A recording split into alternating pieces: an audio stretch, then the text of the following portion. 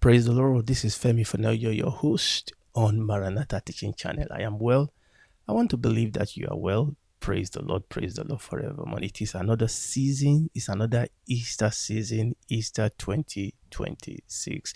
About 7 years ago, precisely 2019, April 2019, I did a 7-video series titled Countdown to Resurrection, and I've often shared snippet of that almost every year since then. Essentially what we did in that video is we went day by day, in fact sometimes hour by hour, during what we call the Passion Week, the last 7 days of our Lord Jesus Christ on earth. We went through it day by day, and we traced the event leading to the arrest, the trial, the crucifixion, the burial, the resurrection of our Lord Jesus Christ. We went through those events, and also we applied that to ourselves as Christians. And one of the things we learned very clearly is the fact that we will misunderstand what was going on during that period. In fact, during any period you read in the scripture, if we don't understand the context and the background within which those stories were taking place, and we realize that the story of the Passion Week was being played out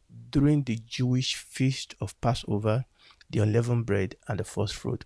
So we string that into the teaching, and it helps us massively to be able to understand and appreciate what was happening in those last 7 days and how to apply that to ourselves, how prophecy was fulfilled, how these feasts were fulfilled, and what is the implication for us today as Christians. Now, what we have done this year, because of the opportunity that AI has afforded us, I've put all these 7 messages into AI, and AI has done a deep dive, has helped us to, number one, synthesize it into just some 20-something minutes video, number one, clarify teaching, bring it all together, present it beautifully in kind of like a podcast pattern and mode.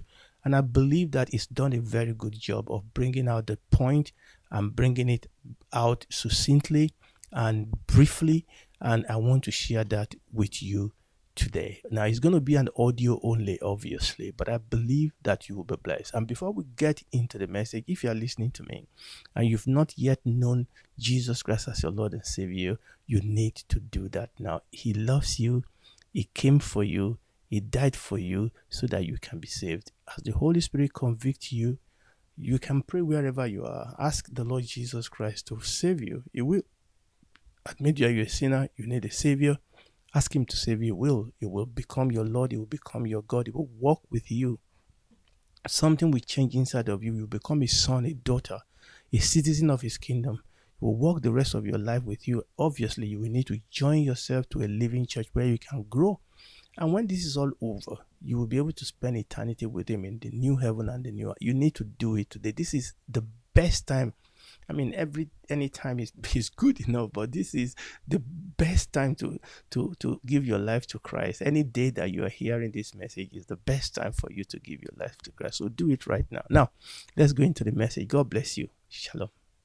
For 2,000 years, millions of people have tried to fit a 3-day, 3-night resurrection into a really tight window. Right, from Friday afternoon to Sunday morning. Exactly. And if you've ever actually tried to do that math on your fingers, you know it's entirely impossible. Yeah, you can squeeze maybe a day and a half in there, or like 2 nights max. Right, but 3 days and 3 nights just does not fit. It feels like this massive contradiction right at the center of, one of the most famous stories in human history. It really does. But that mathematical impossibility only exists because, we have been looking at the wrong calendar entirely. Welcome to the deep dive. Today, we are unpacking a really fascinating 7-part lecture series by Femi Fanojo. It's titled Countdown to Resurrection. Yeah, it's a great series. It is. Now, our mission for this session is highly specific. We are going to explore the precise, almost mathematical overlap between the final week of Jesus' life, which is often called Passion Week, and the ancient Jewish calendar, specifically the spring feasts. And I think it's really important to state right up front how we are approaching this. The lecture series we're analyzing is, deeply theological. Absolutely. But our goal here is an impartial exploration of the historical timeline and the textual cross-references presented in that material. Yeah, we aren't taking sides on the theology. Exactly. Whether you approach this as a theologian, a historian, or just someone who loves dissecting a complex historical puzzle, the goal is just to unpack the intricate synchronization of these ancient texts and traditions. Okay, let's unpack this. Because if we have to ditch our modern calendar to make the math work, how exactly does a first-century Jewish timekeeper even measure a day? So, you had to make a foundational shift in perspective. There are two major calendrical rules we have to establish to understand this timeline. First, a Jewish day does not start at midnight. Right, It runs from sunset to sunset. When the sun goes down, roughly around 6 p.m., that is the official start of a brand new day. Which is so counterintuitive to how we think about a day. Oh, totally. And second, they do not name the days of the week like we do. There is no Monday, Tuesday, or Wednesday. They simply number them. You know, day 1, day 2, day 3. Culminating in the seventh day. Yes, which is the only day that actually gets a name, the Sabbath. Sunset to sunset. That mechanic is going to be super crucial for the timeline later on. So let's start the countdown. Day 1 of this final week aligns with what we traditionally call Palm Sunday, right, when Jesus rides into Jerusalem. Right. But the critical detail isn't the palm branches or the donkey. It is the specific date on the calendar. It is Nisan 10. Yeah, Nisan is the first month of the Jewish religious calendar. It roughly falls around our modern April. And the 10th of Nisan is not just a random Tuesday. It is a highly specific, heavily regulated day in Jewish law. It's the lamb selection day, right? Exactly. According to the ancient instructions laid out in the book of Exodus, Yeah. the 10th of Nisan is the exact day every Jewish family is commanded to select a spotless lamb for the upcoming Passover. And they don't just pick it out and immediately sacrifice it. They are required to bring that lamb into their home, live alongside it, and observe it closely for 4 full days. I was actually thinking about what that observation period entails, and it is basically an intense, high-stakes tax audit. That's a great way to put it. Right, because you aren't just bringing a lamb into your living room to pet it. You are bringing it in to aggressively stress test it for flaws. You are checking its hooves, its eyes, its wool. Looking for literally any blemish. Yeah, if it has a single blemish, if it's sick, or if it has a broken bone, it gets completely disqualified. It has to be utterly perfect. And when you overlay that ancient requirement onto the historical narrative of Passion Week, the parallel is pretty striking. Oh, it's incredible. Because tens of thousands of literal Passover lambs are being ushered into the city of Jerusalem to begin their 4-day inspection period. And on that exact same day, Jesus rides into the city. Which kicks off his own inspection period. Right. For the next 4 days, he is relentlessly audited. He is questioned, he's trapped with these complex theological riddles, and essentially inspected from every angle by the religious leaders, the Pharisees, and the Sadducees. He is placed under constant, microscopic public scrutiny. And because he is now stationed right in the epicenter of religious power during this massive inspection period, his actions immediately begin to provoke the establishment. Yeah, he doesn't exactly keep a low profile. Not at all. Every move he makes is a direct challenge to their authority. Which sets off a massive causal chain of events. Jesus goes from just arriving in the city to actively disrupting the peace. Over day 2 and day 3, so that's Nisan 11 and 12, he cleanses the temple, physically overturning the tables of the money changers. And we really have to understand why that specific action was so explosive. It wasn't just a minor protest. No, the temple in Jerusalem at this time had essentially morphed into a massive corrupt business enterprise. Pilgrims were traveling from all over the Roman Empire for Passover. And they had to pay the temple tax. Right, but to pay that mandatory tax, they had to use a specific currency, the Tyrian shekel, because it didn't have the Roman emperor's face on it. Okay, so a currency exchange is required. Exactly. Okay. And the money changers in the temple courtyard held a total monopoly on this exchange rate. They used it to financially extort the poorest travelers. Wow. The religious leaders were getting incredibly wealthy off this grift. And remarkably, as the lectures point out, the Ark of the Covenant wasn't even in the Holy of Holies anymore. Wait, really? The Ark was gone. Long gone. The spiritual core of the building was empty, completely replaced by a financial machine. So he literally attacks their wallets. But right before he does that, there is a moment in the narrative that has honestly always genuinely bothered me. Oh, the fig tree. Yes, the fig tree. Jesus comes across this fig tree, and because it doesn't have any fruit, he curses it and the tree withers. I always struggled with this story because it just seems incredibly petty. It does seem completely out of left field. Right. He's hungry, a tree doesn't have fruit, so he destroys it, especially because the historical text explicitly notes that the time for figs was not yet. It isn't even fig season. Cursing a tree for being bare in the off-season feels entirely out of character. It seems completely irrational until you factor in the specific biology of the fig tree. Okay, I'm listening. While it was not the general season for the harvest, the text specifically notes that Jesus approached this particular tree because he saw it had leaves from afar. In nature, a fig tree producing an unusual early abundance of leaves is a biological signal that it has already produced early fruit. Oh, interesting. Yeah, the leaves are the promise of the fruit. Ah, so the tree was basically false advertising, making a promise it couldn't actually keep. A perfect way to put it. What's fascinating here is Finojo's lectures present this seemingly bizarre interaction as a living, breathing, prophetic metaphor for the religious establishment of that era. The leaders were the tree. Exactly. The temple leaders in Jerusalem had all the outward, external appearance of godliness. They had the beautiful robes, the complex rituals, the massive limestone temple, the leaves. But they were producing zero actual spiritual fruit. Yes. Jesus isn't just having a temper tantrum at a tree. He is performing a highly visible, prophetic critique of the entire religious system. Imagine the sheer tension of this moment for a second. You are a pilgrim in Jerusalem. It's the biggest holiday of the year. The population of the city has swelled from maybe 50,000 to over 1 million people. The city is just packed. Packed. And this rabbi isn't just preaching nice sermons in a quiet corner. He is systematically, publicly dismantling the authority of the most powerful men in the nation. He is calling out their hypocrisy, destroying their financial center in the temple courtyard, and it all culminates in the Olivet Discourse, where he flat out prophesies that their magnificent, seemingly indestructible temple is going to be completely torn down stone by stone. It's just a total teardown of their power. And Jesus, backing the religious leaders into a corner in front of millions of people, creates an immediate, terrifying political crisis. They decide right then and there that he has to be eliminated. But they can't just arrest him, right? No, because they are walking a razor-thin tightrope with the Roman Empire. Pontius Pilate, the Roman governor, despised the Passover festival because the massive crowds were a breeding ground for rebellion. So tensions are already sky high. Oh, yeah. Pilate would actually march extra Roman legions into Jerusalem during this week, stationing them right above the temple courtyard, just waiting for an excuse to crush an uprising. So if the Jewish leaders try to arrest a wildly popular figure like Jesus in broad daylight, the crowds will riot.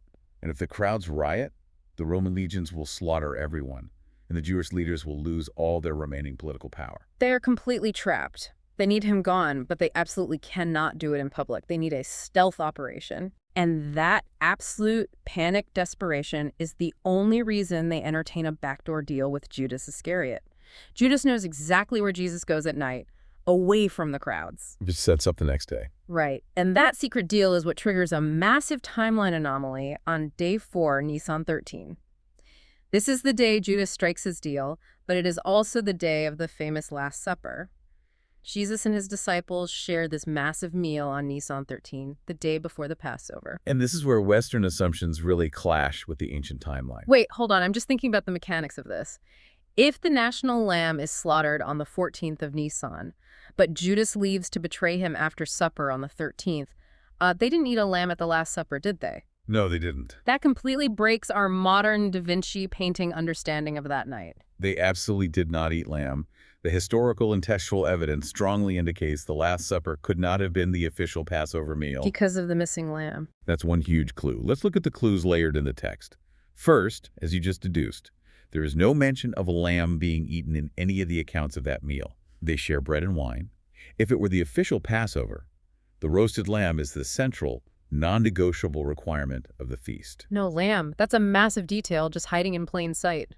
Furthermore, the texts explicitly state the disciples reclined at the table. But the ancient Old Testament law strictly commanded that the official Passover meal had to be eaten standing up with sandals on and a staff in hand, ready to flee. Right, because it was a posture of readiness, remembering their hasty exodus from Egypt. Exactly. And perhaps the most definitive proof comes the very next morning during the trial.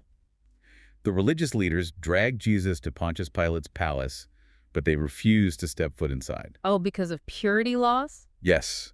They explicitly state that entering a Gentile's house would make them ceremonially unclean, and they need to maintain their purity so they can eat the Passover meal that upcoming evening. Meaning the most strict religious observers in the city haven't eaten the Passover meal yet. Exactly. Jesus intentionally moved this final meal with his disciples up by a full 24 hours. He engineered this early dinner because he knew the timeline perfectly. He knew what was coming. He knew that by the time the actual Passover meal occurred the following night, he would already be dead. He moved the meal because he was going to be the sacrifice on the actual day of Passover. So that stealth opportunity that Judas promised the religious leaders happens right after this early meal. Jesus goes to the Garden of Gethsemane at night. He is arrested in the dark, away from the protective crowds. Yes. And because Jewish days start at sunset, that nighttime arrest pushes our timeline directly into day 5, Nisan 14, the actual official day of Passover. The causal chain is snapping together rapidly now. Because of the stealth arrest, the religious leaders have to work incredibly fast before the city wakes up. They don't want the crowds to know. Exactly. So they convene a rapid, highly illegal overnight trial. By early morning, they drag him to Pilate to demand the death penalty.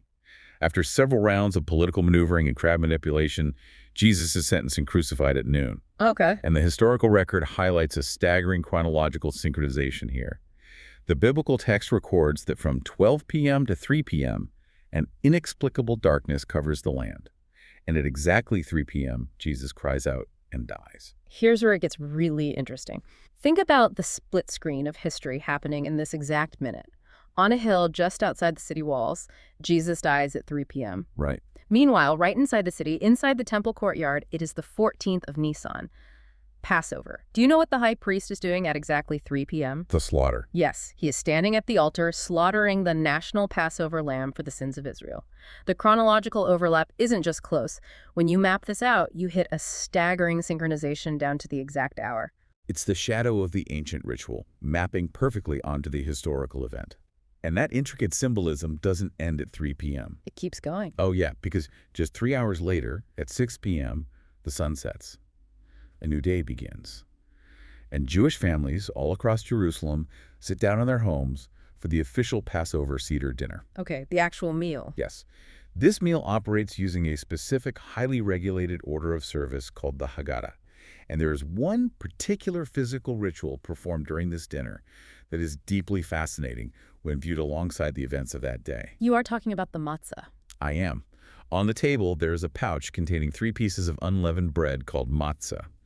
During the ceremony, the father of the household reaches in and takes the middle piece of bread. He physically breaks it in half. The middle piece is broken. Yes.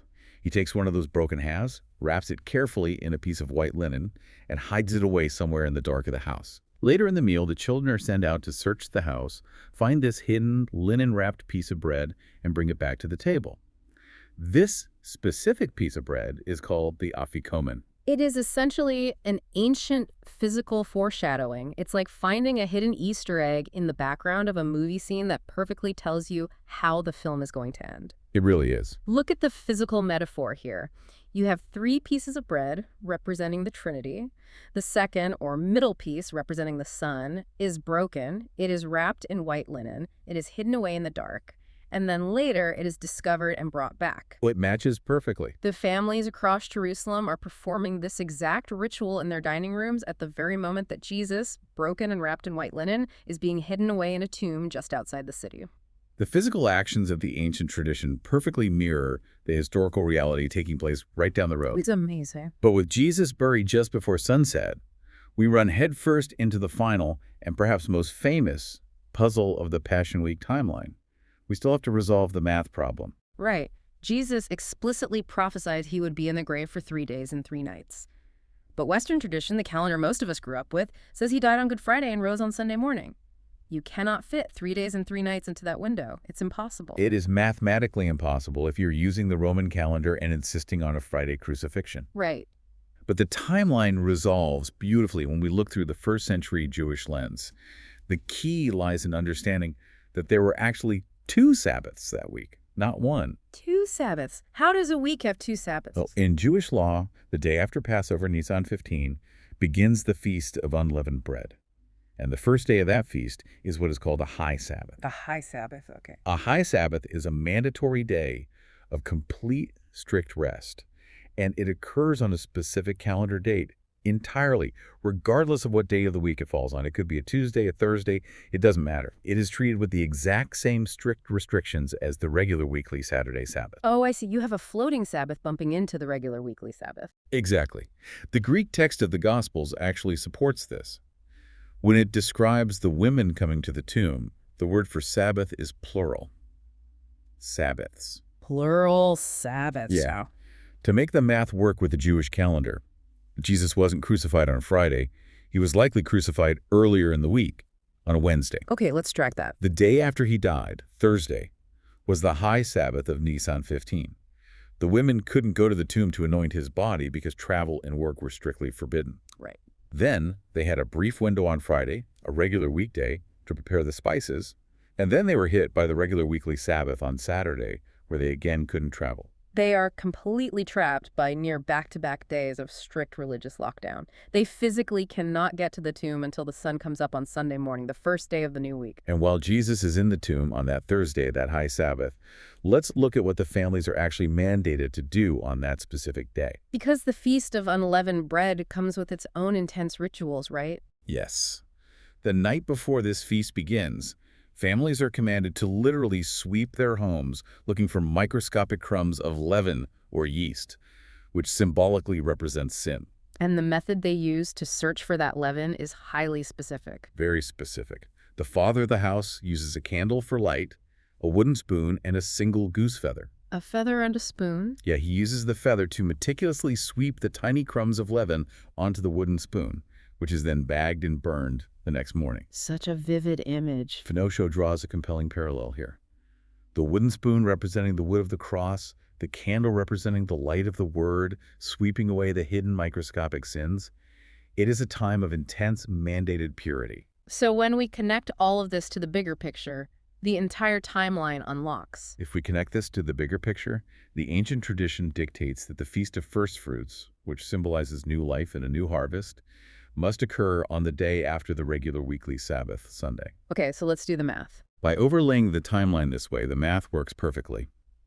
Jesus is in the tomb for 3 full 24-hour periods, Wednesday night to Saturday night, 3 days and 3 nights, fulfilling the prophecy. Boom. It fits perfectly. The timing perfectly accommodates the high Sabbath, the regular Sabbath, and the required time in the grave, right before the women arrive on the morning of the Feast of First Fruits to find the tomb empty. Context is everything. When you try to translate a text without understanding its cultural operating system, you get a broken, contradictory timeline. You do. But when you overlay the rigid, ancient Jewish calendrical system, the sunset rules, the exact hour of the Passover sacrifices, the floating high Sabbath, it completely transforms the reading. It really does. It takes a timeline that seems confusing in the Western mind and reveals it as a perfectly interlocking mechanism. So what does this all mean for us today? I want to leave you with a final thought to mull over. Step back from the timeline for a second. Just think about the sheer survival of these physical rituals. It's pretty mind-boggling. It is. Think about a father sweeping the corners of his house with a goose feather to find a crumb of yeast. Think about a family breaking the middle piece of matzah, wrapping it in linen, and hiding it in the dark for their children to find. Passed down generation after generation. Exactly. How fascinating is it that human beings possess the capacity to preserve highly specific, almost choreographed physical motions across thousands and thousands of years?